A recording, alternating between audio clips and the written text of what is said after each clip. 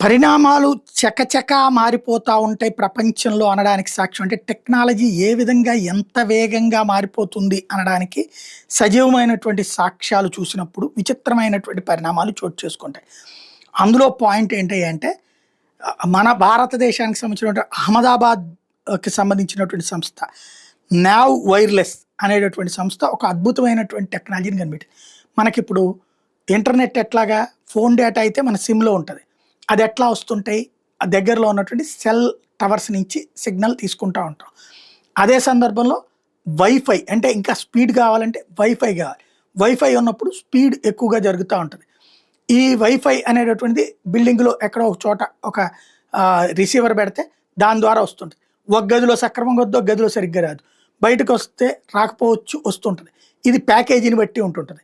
అయితే ఇప్పుడు ఈ నావ్ వైర్‌లెస్ అనేటటువంటి సంస్థ కొత్త టెక్నాలజీ కనిపెట్టింది. లైఫై అంట. ఇది న్యూయార్క్ నగరంలో ప్రయోగాత్మకంగా చేస్తుంది. లైట్ల నుంచి సిగ్నలింగ్ ఇస్తుందంట. డాబాల మీదన లైట్లుంటాయి గదా! ఆ లైట్ల నుంచి ఈ సిగ్నలింగ్ ఇస్తుందట. ఈ కొత్త టెక్నాలజీని ఆచరణలో పెడుతోంది.